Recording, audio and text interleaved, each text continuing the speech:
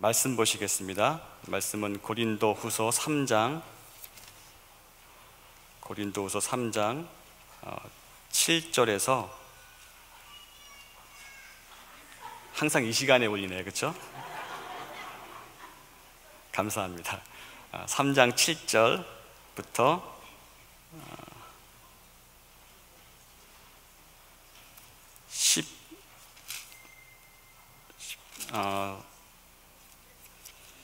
18절까지 3장 12절부터 보죠. 3장 12절부터 18절까지만 보시겠습니다. 3장 12절에서 3장 18절까지 저랑 한 절씩 교독했으면 좋겠습니다. 제가 먼저 읽겠습니다. 우리가 이 같은 소망이 있으므로 담대히 말하노니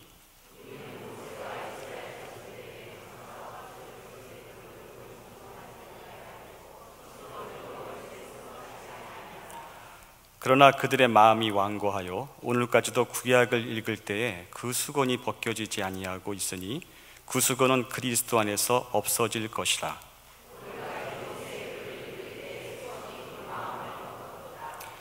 그러나 언제든지 주께로 돌아가면 그 수건이 벗겨지리라.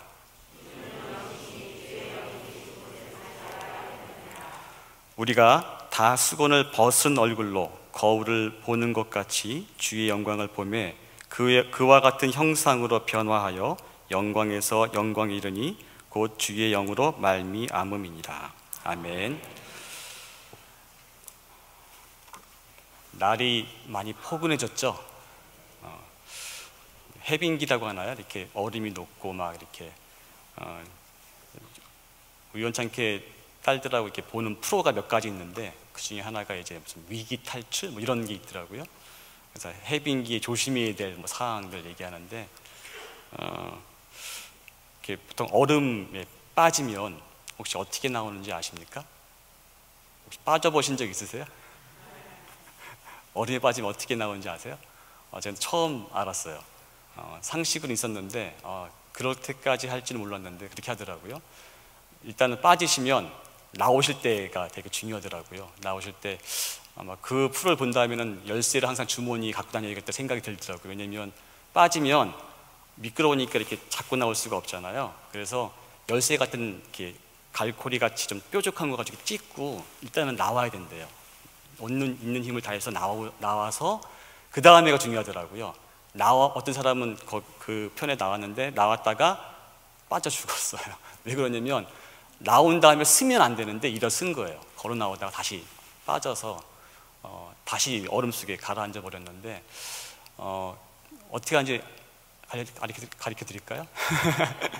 나오신 다음에 일단 그대로 엎드린 상태에서 굴러서 자기가 들어온 방향으로 굴러서 가래요. 그래야지 무게가 분산이 돼가지고 한쪽에 집중이 안 돼서 빠지지 않는다고 하더라고요. 저도 얼음에 빠졌던 기억이 있습니다. 제가 첫 시간에 제 나이를 말씀해 드렸잖아요. 제가 어릴 때만 해도 스케이트장 같은 건 별로 없고요. 거의 그냥 썰매를 얼음 얼며 가서 타는 시대에 컸습니다. 그래서 저 같은 경우는 외할아버지가 썰매를 하나 만들어주셨는데 제가 어릴 때 썰매가 이렇게 급이 한 3가지가 있던 것 같아요. 조금 잘 타는 형들은 서서 타는 외날짜리 하나로 이렇게 탔었고, 그리고 저같이 어린 애들은 앉아서 요만한 거에서 철사줄로 이렇게 날을 만들어서 해서 타는 그런 썰매 있었고, 조금 가진 집이나 좀 부잣집은 요즘에 그 장식장 같은 거 앵글 만드는 거 있죠. 그걸 칼날로 해서 이렇게 그 썰매를 만들면 이제 잘 나가요, 날이. 그런 거 있고, 아주 부잣집 친구들은 스케이트 날 뺀 거를 껴서 이렇게 타는 친구들도 가끔 있고, 스케이트 날로 하는 친구들은 처음에 없다가 나중에 한참 지나서 있었는데, 그러니까 저는 처음에 제가 초등학교 1학년 때인가 2학년 때인 것 같은데 할아버지가 만들어주신 것이 그 철사줄로 이렇게 해서 만든 거였어요. 근데 이 철사날로 된 썰매랑 그다음에 그 앵글 만드는 그거로 만든 날 있는 썰매랑 차이점이 뭔지 아십니까?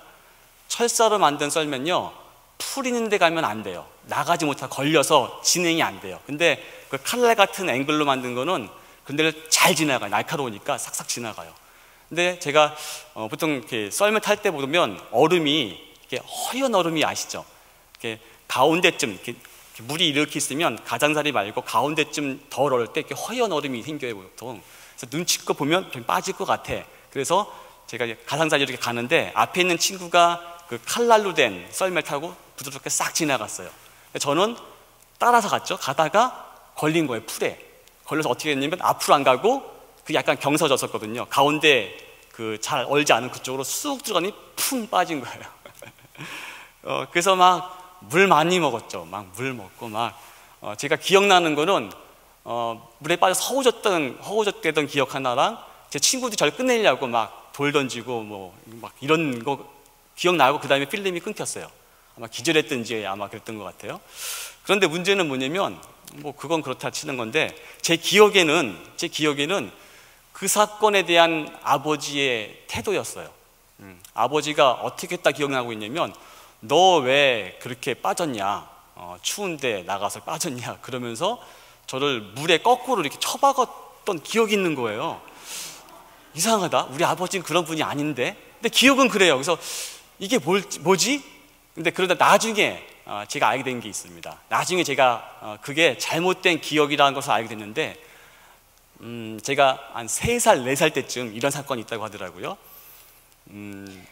동네에서 친구들하고 4살이면 조그만 애잖아요. 한 3, 4살 그쯤인데 친구들하고 놀러 나갔어요. 나갔는데 집에 좀 안 들어왔었나 봐요. 근데 제 친구 중에 한 녀석이 가서 저희 어머니한테 제 어릴 때 애칭이 로비라고 했습니다.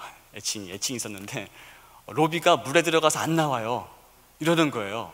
그러니까 어머니는 어떨까요? 심장이 덜컥 내려앉는 거죠. 얘가 물에 빠져서 어떻게 됐나 보다 해가지고 막 불이 나게 와 봐셨더니 아버님도 불러오시고 막 오셨더라고요. 그런데 물에 빠졌다는 게 뭐냐면 그 동네에 여러분 옛날에 개천이라는 거 아시죠? 요즘에도 있는 데가 있는데 그런 개천에, 얕은 개천에 물이 좀 고여 있는데 들어가서 물장난 치느라고 집에 가기 싫다고 안 나온다는 거예요. 그러니까 그 얘기를 듣고 이제 어머니랑 아버지는 막 화가 나신 거죠. 거꾸로 이제 걱정했다가 이 자식이 막 이런 마음이 생겨서 그때 저를 목욕을 시킬 때 3살짜리가 조그맣잖아요. 저희 아버님이 운동하셔가지고 좀 근육이 좀 있으시거든요. 그러니까 목욕을 이렇게 안 시키고 거꾸로 시켰던 거예요. 그냥 물 한번 먹이시고. 근데 그 기억이 아까 썰매 타다가 그렇게 됐던 거랑 섞여가지고 내가 썰매 타다가 그랬던 것 때문에 아버지가 나를 혼냈다라는 기억으로 제 안에 자리 잡고 있는 것을 봤어요. 그러니까 기억도 믿을 게 못 되는 거죠, 그렇죠? 어떤 게 섞여 있는 걸 보면서 참, 야, 내가 갖고 있는 감정이나 기억 이런 것이 그렇게 신뢰할 만한 것은 아닌 것 같다. 좀 잘 따지고 기록을 좀 보고 해야지. 그런 거 못 해보셨어요? 제가 이런 적 많습니다. 한때는 꿈을 잘 꿔서 꿈꾸다가 야, 이 꿈 참 대단해, 이건 놀라운 깨달음이야 라고 깨자마자 이거 잊어버릴까 봐 막 적었어요. 근데 나중에 아침에 깨서 봤더니 별거 아닌 거야. 뭐 예를 들면 뭐 삶은 뭐 어쩌고 저쩌고, 이게 뻔한 얘기 있잖아요. 하도 많이 들었던 그런 얘기인데 꿈속에서는 야, 대단한 것 같다라고 어떤 이렇게 착각을 많이 하는 거죠. 그러니까 우리의 그 내면에 돌아가는 것들, 우리 생각에 돌아가는 것들이 잘 모르는 게 너무 많은 것 같아요. 근데 그것만 그런 것이 아니라 우리가 생각하는 하나님에 대한 이미지, 하나님이 어떤 분이시라는 것, 그 이미지, 그리고 내가 누군가라는 그 이미지도 좀 많이 혼동되어 있는 것 같아요. 만약에 여러분이 하나님을 진짜 하나님으로 아신다면 어떻게 사실까 잠깐 생각을 해보세요. 모세가 만난 하나님, 아브라함이 만난 하나님, 바울이 만난 그 하나님이 지금 나의 하나님이다. 그 하나님이 이 천지를 창조하셨고 지금도 나에게 지금 생명을 공급하고 계시고 여러분 세포 하나하나 살아있도록 하시는 분이다. 그런 하나님이라는 걸 진짜로 여러분들이 그런 하나님을, 성경에서 이런 하나님을 여러분의 하나님과 갖고 있는 하나님의 이미지와 동일하다면 여러분 지금같이 사시겠습니까? 아마 저는 아닐 것 같아요. 조금 더 다른 삶을 살 것 같아요. 저희가 하나님에 대한 많은 이미지가 있지만 좀 부분적인 것 같아요. 온전한 이미지, 그러니까 하나님이 나를 아는 것 같이 내가 하나님을 아는 것이 아니라 내가 그동안 커오면서 자랐던 어떤 이미지들이 있잖아요. 그런 거에 따라 좌지우지되는 것 같아요. 제가 결혼한 아내가 대전 사람이 아니고요, 육지 사람이 아니고 제주도 사람입니다. 그러니까 교제할 때 자주 못 만났어요. 그러니까 교제합시다라고 해놓고 1년을 교제했는데 3번인가 4번 만난 것 같아요. 한 3개월에 한 번씩. 제주도니까 이게 쉽지 않잖아요, 가는 게. 그래서 주로 이제 이메일하고 그리고 뭐 채팅, 그 당시 이제 통신, 뭐 천리안 이런 통신을 통해 채팅하고 뭐 이런 거로 주로 얘기하고, 나중에 조금 시간이 지나니까 그 당시 이제 그 무슨 커플 무제한 요금제 핸드폰, 이렇게 벽돌장만한 핸드폰 있죠. 그게 생겼어요. 그래서 그래, 그거 사야지 해가지고 무제한이니까 사가지고 거금을 투자해서 그거로 이제 아침에 한 번, 점심에 한 번, 저녁에 한 번 켜서 통화하면 배터리 방전될 때까지, 방전되는 데까지 시간이 1시간밖에 안 되더라고요. 뜨거워지면 방전 다 돼요. 그래서 아침에는 주로 큐티 나눔하고, 점심 때는 그냥 우리의 미래에 대한 어떤 가정은 어떻게 우리가 할 것이고 뭐 이런 생각들, 우리의 가치관들, 어떤 그런 얘기를 주로 했었고, 저녁엔 주로 부흥회 있습니다. 막 기도회로 끝났어요. 그렇게 교제하다가, 그러니까 평소에는 못 만나니까 보내준 사진 하나 보고 막 이렇게 생각하고 있는 거죠. 그런데 문제는 뭔지 아십니까? 3개월 동안 그렇게 막 친밀하게 뭐 그렇게 하고 사진 보고 이렇게 하다가 3개월 만에 만났어요. 누군지 모르겠어요. 쑥스럽고 막 이상하고 막 근데 그때 조금 이제 한 이틀 좀 사귀다가 제가 제주도 가서 1박 하고 오거든요. 다른 일도 만들어서 갔다 오고 이렇게 오다가 좀 사귀다 오면 다시 또 3개월 또 가면 또 만나면 또 남 같은 거예요. 막 쑥스럽고 막. 그러다가 뭘 알게 됐냐면, 떨어져 있는 동안은 그 사람이 내 옆에 없으니까 제가 뭐 하고 있냐면 이미지를 만들어요. 이렇게 내 사랑하는 저 사람은 이런 사람이야 라고 제가 알고 있는 모든 걸 다 상상력을 동원해서 어떤 이미지를 만들고 있더라고요. 이런 사람이야, 성품은 이렇고 외모는 이렇고 막 이렇게. 근데 실상이 아니죠. 허상인 거죠. 허상을 막 만들고 있는 거예요. 근데 실제 만나면 어떻게 됩니까? 그 허상이 딱 깨지니까 그 충격이 너무나 커요. 진짜 지금도 그 기억이 생생해요. 비슷한 것 같아요. 하나님을 우리가 아는 게, 나중에 예수님이 재림하시면 그때 우리가 얼굴과 얼굴 맞대고 볼 텐데 아마 그런 충격이 있을 것 같아요. 그렇죠? 왜냐면 우리가 지금 하나님을 독대하면서 교제하는 거 아니잖아요. 그렇죠? 어느 정도의 한계가 있기 때문에 나름대로 이미지가 있는데, 이 하나님 의 이미지가 부분적인 거예요. 사람마다 부분적이고, 다 자연스러운 결과로 그 부분적인 하나님에 대한 이미지가 있기 때문에 나 자신에 대한 이미지도 부분적이고 왜곡되어 있어요. 참된 내 모습을 몰라요. 그러니까 하나님이 날 바라보시는 모습으로 내가 내 자신을 바라보지 못하는 게 나의 한계인 것 같아요. 나의 한계. 그래서 좀 이런 부분들을 조금 어떻게 하면 신앙 안에서 좀 바르게 바라볼 수 있는 그 키가 되는 게 뭘까라는 것 좀 고민을 좀 해봤으면 좋겠습니다. 그래서 오늘 말씀을 통해서 참된 하나님이 날 바라보시는 눈으로 날 바라보시는 게 뭐고, 내가 내 자신을 또 어떻게 바라봐야 될 것인지 전체 설명해 드릴 수는 없고, 핵심이 되는 한 가지를 조금 나누고 싶습니다. 좀 말씀을 좀 보고 싶은데요. 아까 읽었던 12절 말씀부터 18절 말씀 다시 한번 읽어보도록 하겠습니다. 말씀을 조금 주의 깊게 보시면 오늘 말씀에 핵심적인 말씀이 들어있어서 고린도후서 3장 12절에서 18절 말씀입니다. 같이 읽겠습니다. 시작. 우리가 이 같은 소망이 있으므로 담대히 말하노니 우리는 모세가 이스라엘 자손들에게 장차 없어질 것에 결국을 주목하지 못하게 하려고 수건을 그 얼굴에 쓴 것 같이 아니하노라. 그러나 그들의 마음이 완고하여 오늘까지도 구약을 읽을 때에 그 수건이 벗겨지지 아니하고 있으니 그 수건은 그리스도 안에서 없어질 것이라. 오늘까지 모세의 글을 읽을 때에 수건이 그 마음을 덮었도다. 돌아가면 그 수건이 벗겨지리라. 주는 영이시니 주의 영이 계신 곳에는 자유가 있느니라. 우리가 다 수건을 벗은 얼굴로 거울을 보는 것 같이 주의 영광을 보매 그와 같은 형상으로 변화하여 영광에서 영광에 이르니 곧 주의 영으로 말미암음이니라. 아멘. 요 말씀은 이해하시려면 배경되는 말씀을 좀 이해하셔야 돼요. 그 말씀은요, 제가 본문 준비 안 했고 제가 말씀을 좀 설명해 드릴게요. 어떤 상황이냐면 이스라엘 백성이 광야 생활 가운데 중요한 전환점이 있습니다. 뭐냐면 십계명을 받는 사건이에요.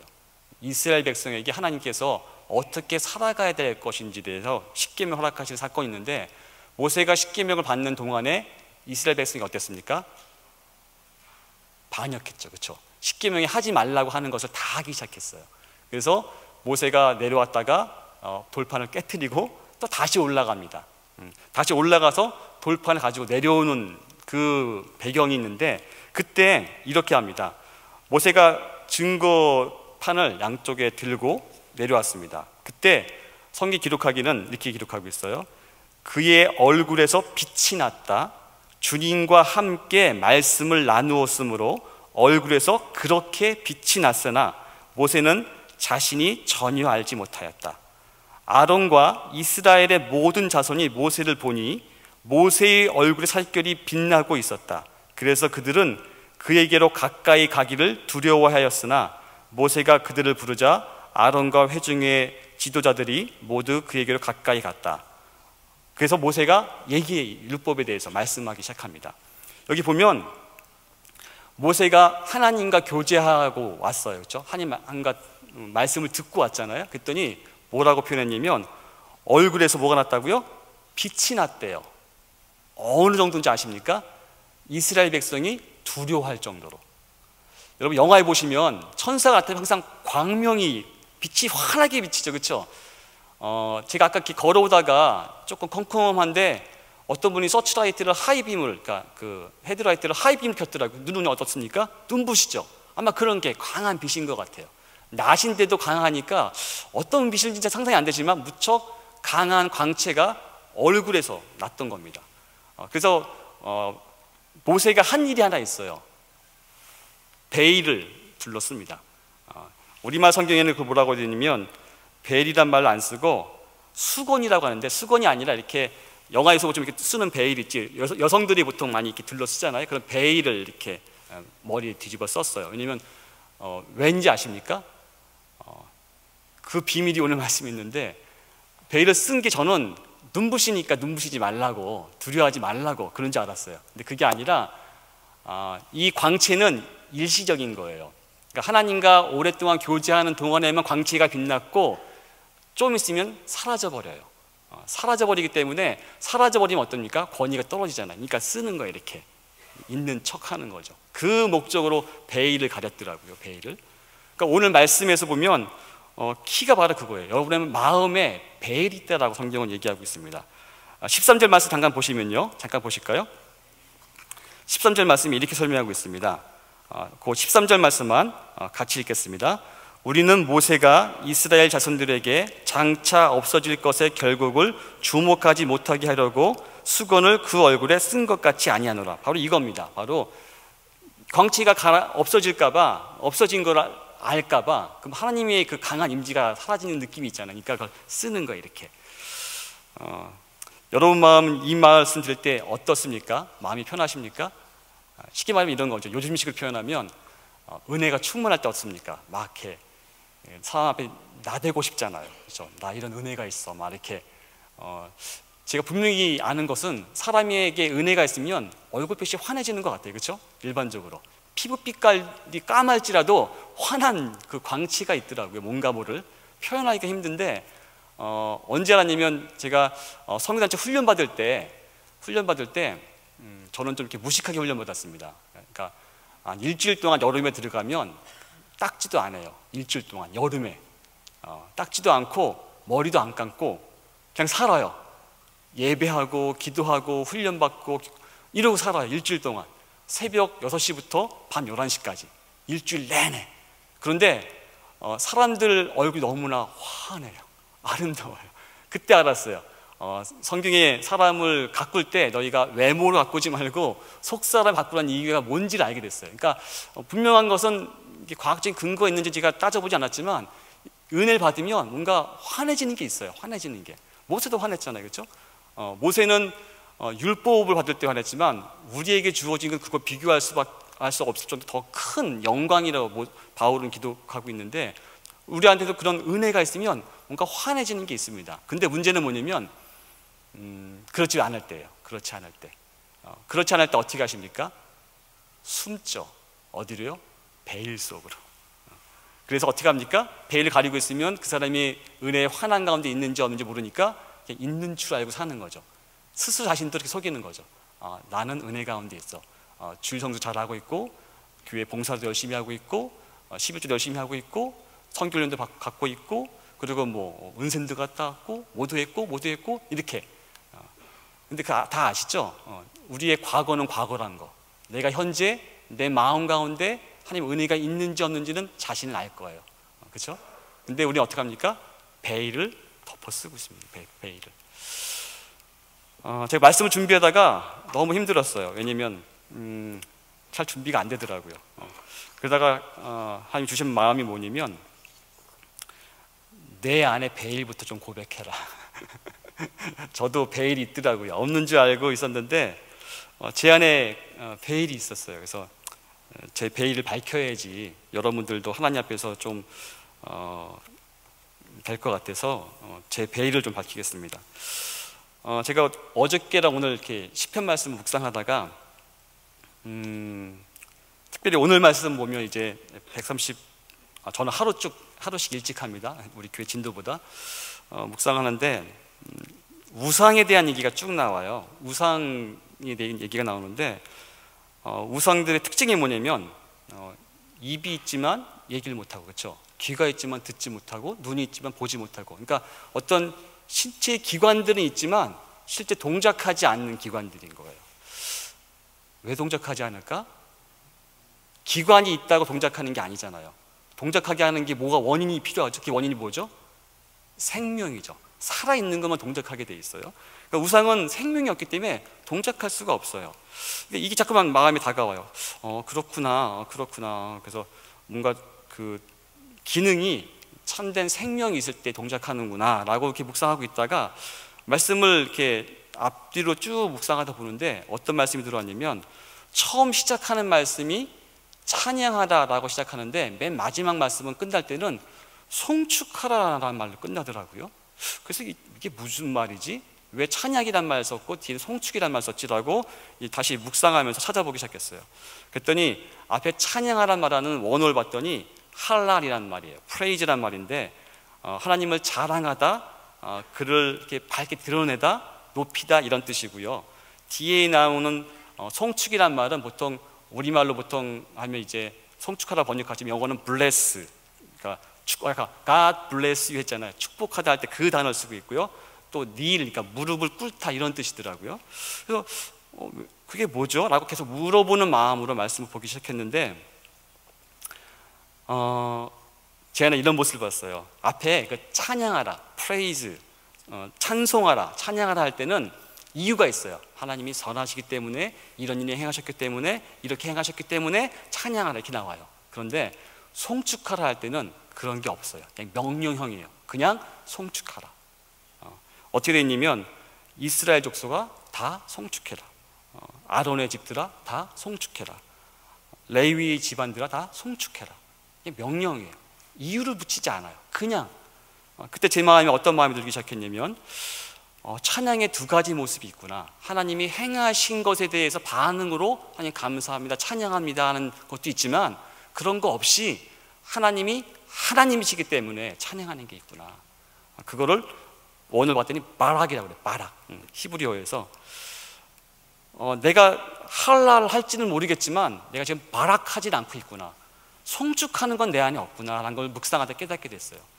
왜 그럴까? 내가 왜 하나님이 행하심에 대해서는 내가 마음대로 찬양하고 높이고 자랑하고 드러내지만 그런 거 없을 때 제가 좀 한 2주 정도 좀 그런 게 없는 내면 상태가 좀 있었어요. 사건도 많고 설명가 좀 많이 긴데 그런 제 안에 어느 날 제 스스로의 모습을 봤더니 말씀 묵상하면서 이런 모습이 보였어요. 누굴 씹는 모습.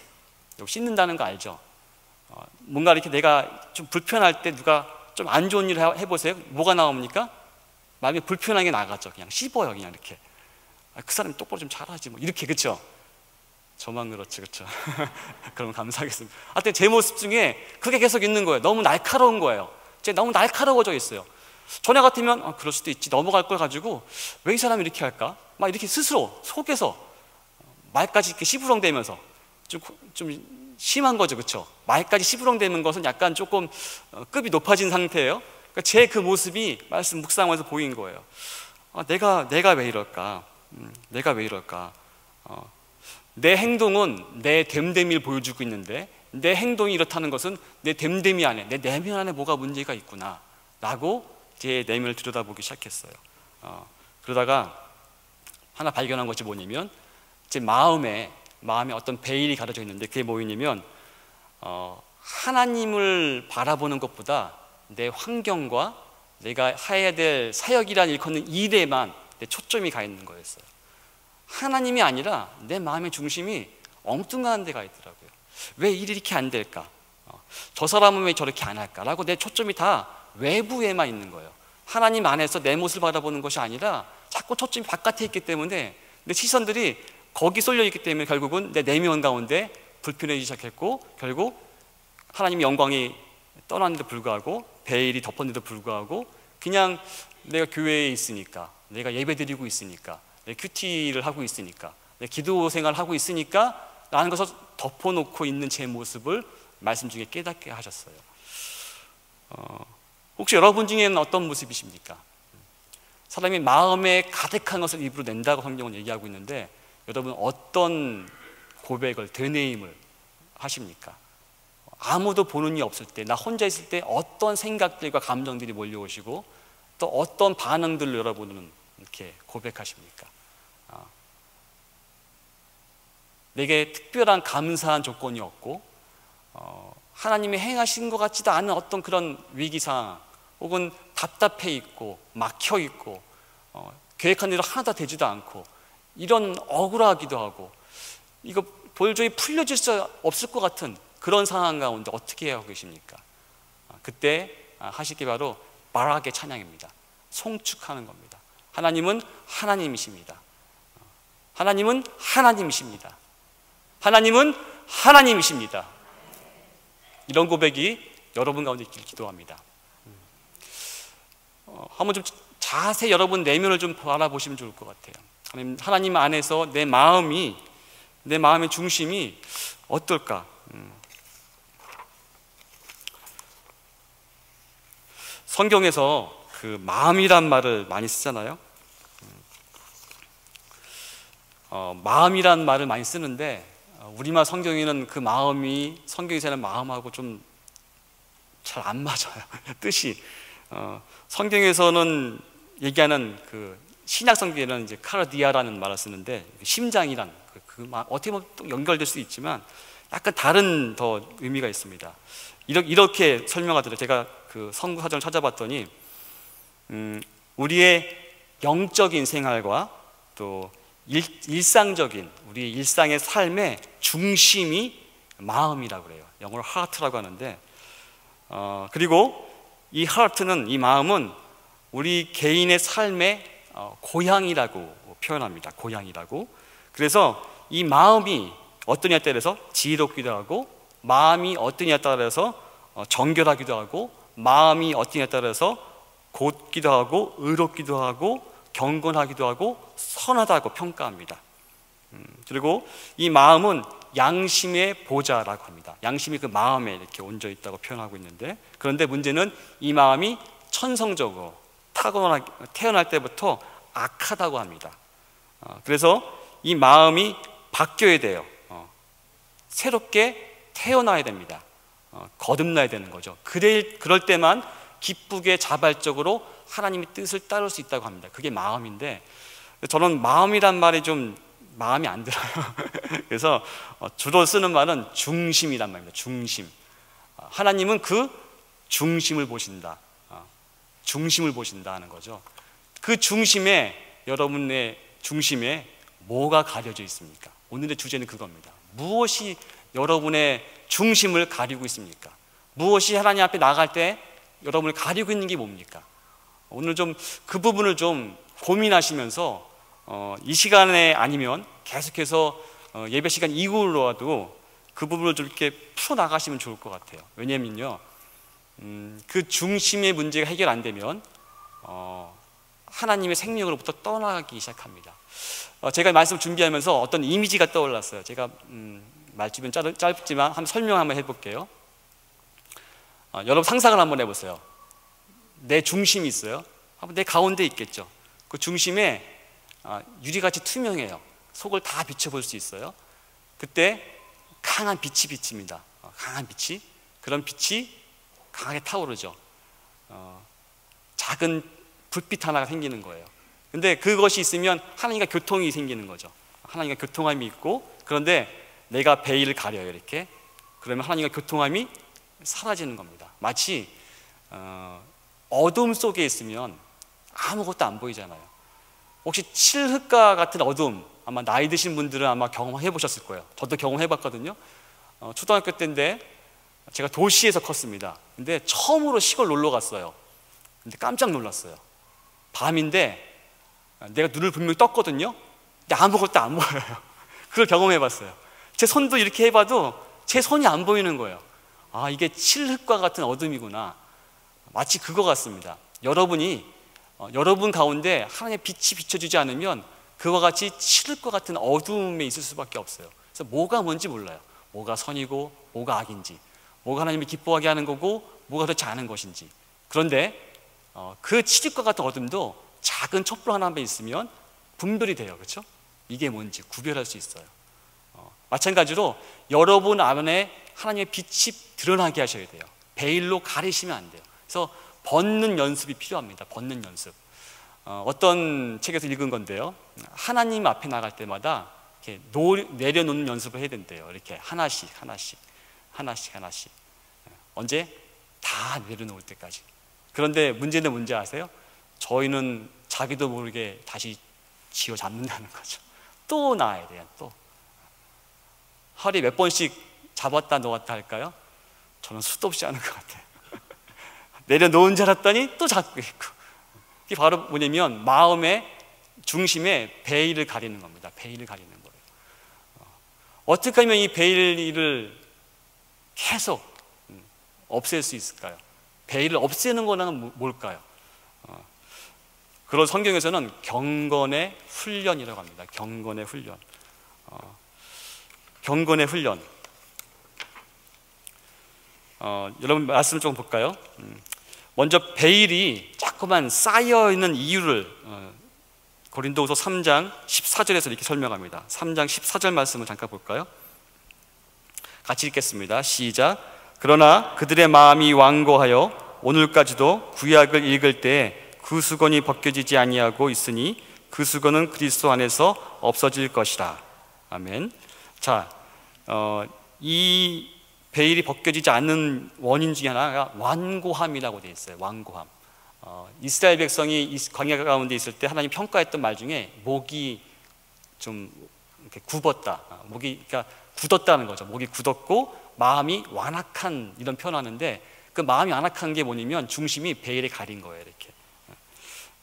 그런데 그것에서 벗어나려면 어떻게 해야 된다고요? 바로 그 같은 말씀이 있죠.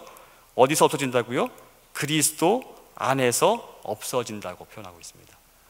우리 중심의 베일은 그리스도 안에 갈 때 없어집니다. 3장 16절 말씀 한번 더 읽을까요? 같이 읽겠습니다. 시작. 그러나 언제든지 죽기로 돌아가면 그 수건이 벗겨지리라. 어떻다고요? 죽게로 돌아가면 그 수건이 벗겨지리라. 그리고 3장 그 15절 16절을 같이 보면 15절 말씀 이런 말씀이 있습니다. 모세의 글을 읽을 때 수건이 그 마음을 덮었도다. 그러나 모세의 글은 구약을 얘기하잖아요. 구약을 읽을 때도 수건이 그 마음을 덮었도다. 무슨 말입니까? 성경을 봐도 우리 마음에 수건이 덮으면 안 된다는 거죠. 혹시 이런 적 없으십니까? 내가 누구니까 이 정도는 해야지, 내가 누구니까 이 정도 해야지라는 기준을 가지고 뭘 했던 경험 저는 있거든요. 예를 들면 내가 그래도 헌신된 사람이라고 당당하게 외치는 사람인데 하루에 몇 장 성경은 좀 읽어야지, 뭐 이런 식으로. 물론 그 나쁘다는 얘기 하는 건 아니고요. 물론 훈련이 필요합니다. 성경 읽기 연습하다 보면 지루할 때 있어요. 진도 안 나갈 때 있고요. 읽기 싫을 때 있어요. 그걸 극복할 필요는 있습니다. 그 얘기하는 것이 아니고요. 그게 아니라 그냥 이렇게 난 읽은 사람이야 라는 걸 하기 위해서 읽는 적 없으시냐는 거죠. 그때 뭐가 있는 겁니까? 중심에 베일이 가린 거예요. 이렇게 하나님의 생명으로부터 멀어지는 거죠. 그걸 다른 말로 하면 외식한다고 성경 얘기합니다. 혹시 여러분 외식이란 말은 마음에 우리 중심에 베일을 가릴 때 자연스럽게 나오는 겁니다. 자연스럽게. 자, 그러면 그 베일이 그리스도 안에서 없어진다고 했는데 여러분 4장 6절은 여러분 읽지 않았는데 고린도후서 4장 6절을 좀 보시겠습니다. 고린도서 4장 6절을 같이 한번 읽어보시겠습니다. 시작. 어두운 데에 빛이 비치라 말씀하셨던 하나님께서 예수 그리스도의 얼굴에 있는 하나님의 영광을 아는 빛을 우리 마음에 비추셨느니라. 아멘. 여러분 중심에 그리스도의 빛이 비치고 있습니다. 비치고 있습니다. 그러니까 할 거 하나가 있어요. 베일을 가리지 않으시면 됩니다. 베일을 안 가리기 위해서 여러분 뭐 하십니까? 제가 말씀드렸죠. 경건의 훈련을 합니다. 경건의 훈련. 경건의 훈련이 뭐죠? 경건이 뭡니까? 경건? 경건이란 말은요, 영어로 보면 godliness라고 그래요. God가 뭐냐면 하나님이란 뜻이고요. godly, ly를 붙이면 형용사인데 하나님의, 명사로 바꾸면 nes를 붙여서 godliness, 하나님의 경향이 있는 것. 그러니까 우리의 마음의 중심에 하나님의 빛이 비칠 때, 지난식으로 표현하면 갈라디아 표현을 의하면 하나님의 경향으로 가는 것으로 가게 도와주는 모든 것이 경건 훈련입니다. 그럼 뭐가 있을까요? 예배가 있겠고요. 그렇죠? 또 뭐가 있을까요? 기도가 있겠고요. 또 뭐가 있을까요? 성경 공부가 있겠고요. 또 뭐가 있을까요? 전도하는 게 있고, 그렇죠? 선교, 봉사. 교회에서 하는 대부분의 하는 활동들이 뭡니까? 경건의 훈련에 속하는 거예요. 그런데 그 프로그램에 있다는 것이 경건의 훈련을 한다는 것이 아니고요. 그 훈련 과정을 통해서 마음의 중심에 베일이 벗겨지셔야 돼요. 그래야지 내가 경건의 훈련 가운데 있는 겁니다. 그냥 아무 생각 없이 왔다 갔다 하시면 의미가 없어요. 그 시간마다 하나님 허락하신 은혜가 있거든요. 제가 최근에 알았는데, 너무나 최근에 알았기 때문에 참 하나님께 죄송하더라고요. 이런 공적인 예배가 가장 좋은 기도를 배우는 시간이라는 거 아십니까? 공적인 예배가 주일 예배도 마찬가지고요. 기도를 배울 수 있는 가장 좋은 시간이에요. 왠지 아세요? 자, 예배 때 여러분들 어떻게 하십니까? 사회자가 일어서세요 그럼 일어서시고, 그렇죠? 앉으세요 그럼 앉으시고, 기도하세요 그럼 기도하시고, 그렇죠? 말씀 읽겠습니다 읽고, 어떻게 합니까? 앞에서 시키는 대로 해요. 무슨 훈련을 합니까? 순종의 훈련을 해요. 기도의 본질은요, 내가 필요한 것을 간구하는 것이 본질이 아니고요, 하나님이 우리에게 말씀하시는 것에 반응하는 게 본질입니다. 그 훈련을 받고 있는 거예요. 영적인 가장 깊이 있는 걸 받고 있는데, 그 시간에 여러분 어떻게 계십니까? 내면이, 중심이 베일을 벗고 계십니까? 아니면 집에서 하던 일 생각하시거나, 예배 끝나고 가서 할 일 생각하시거나, 아니면 집에서 뭐 먹다가 오신 거 그거, 아니면 드라마 보실 거, 스포츠 중계 보실 거, 그런 거로 꽉 차 있으십니까? 그럼 그 예배입니까? 아니죠. 마음이 딴 데가 있는데, 마음의 중심이 가려졌는데 그게 예배입니까? 마음의 예배가 아니죠. 그거는요, 중심의 예배가 아니죠.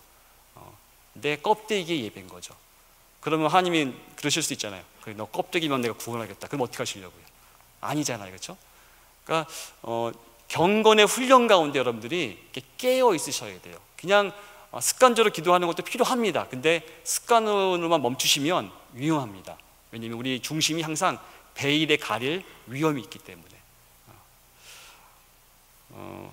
한번 잠깐 그리스도의 얼굴에 있는 하나님의 영광 있는 빛이 우리 마음에 비추셨다고 했는데, 여러분이 그 빛을 어떻게 가리는지 좀 잠깐 봤으면 좋겠습니다. 제가 시간 한 1분쯤 드릴게요. 눈을 감으시고 조용히 내 마음을 덮고 있는 베일은 무엇일까? 하나님을 하나님으로 보지 못하게 하는 것은 무엇일까? 나를 하나님의 자녀로 보지 못하게 하고 엉뚱한 것에 시선을 빼앗기는 그 모습, 그런 베일은 무엇일까?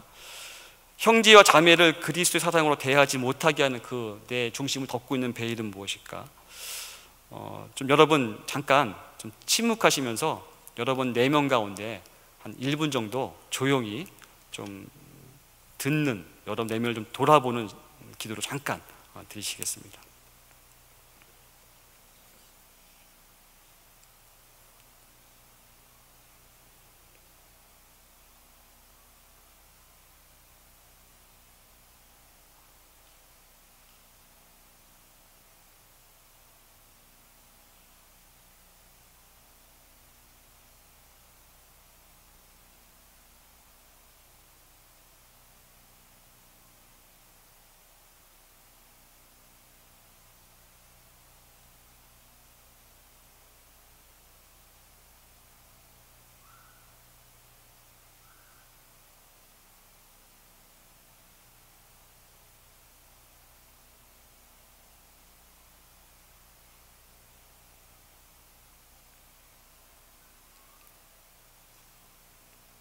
이제는 좀 소리를 내어서 기도하기 원하는데요, 여러분 떠오르는 생각이 있거나 좀 마음에 부담이 있거나 그런 부분들이 있다면 이 시간 좀 하나님께 좀 통회하고 자복하고 회개하고 좀 고백하는 기도를 여러분의 입술로 같이 드리시겠습니다. 기도하시겠습니다.